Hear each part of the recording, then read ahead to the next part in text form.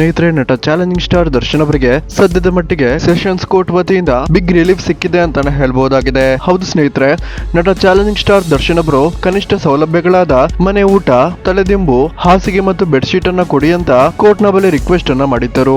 ಅದರ ಒಂದು ವಿಚಾರಣೆಯನ್ನ ಇವತ್ತಿಗೆ ಮುಂದೂಡಿದ್ದ ಸೆಷನ್ಸ್ ಕೋರ್ಟ್ ಕೊನೆಗೂ ನಟ ದರ್ಶನ್ ಅವರಿಗೆ ಸ್ವಲ್ಪ ಮಟ್ಟಿನ ರಿಲೀಫ್ ಅನ್ನ ಕೊಟ್ಟಿದೆ ಅಂತ ಹೇಳ್ಬಹುದಾಗಿದೆ.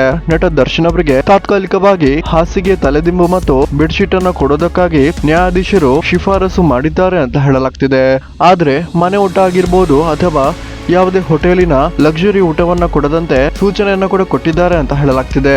ಅಷ್ಟೇ ಅಲ್ಲ, ನಟ ದರ್ಶನ್ ಅವರಿಗೆ ಮನೆ ಊಟವೊಂದನ್ನ ಬಿಟ್ಟು ಬೇರೆಲ್ಲ ಕನಿಷ್ಠ ಸೌಕರ್ಯಗಳನ್ನ ಕೊಡುವಂತೆ ಪೊಲೀಸರಿಗೆ ಸೂಚನೆಯನ್ನ ಕೊಟ್ಟಿರುವ ಕೋರ್ಟ್ ಈ ಒಂದು ಕನಿಷ್ಠ ಸೌಲಭ್ಯಗಳಲ್ಲಿ ಆರೋಪಿಗೆ ಯಾವುದೇ ರೀತಿಯ ಲೋಪದೋಷಗಳು ಆಗಬಾರ್ದು ಅಂತ ಸೂಚನೆಯನ್ನ ಕೂಡ ಕೊಟ್ಟಿದೆ. ವೀಕ್ಷಕರೇ, ಇದರ ಬಗ್ಗೆ ನಿಮ್ಗೆ ಏನನಿಸುತ್ತೆ ಅನ್ನೋದನ್ನ ದಯವಿಟ್ಟು ಕಮೆಂಟ್ ಮಾಡಿ ತಿಳಿಸಿ. ಹಾಗೇನೆ ನೀವು ಸಹ ನಟ ದರ್ಶನ್ ಅವರ ಅಭಿಮಾನಿಯಾಗಿದ್ದಲ್ಲಿ ದಯವಿಟ್ಟು ಈ ವಿಡಿಯೋಗೊಂದು ಲೈಕ್ ಮಾಡೋದನ್ನ ಮರಿಬೇಡಿ.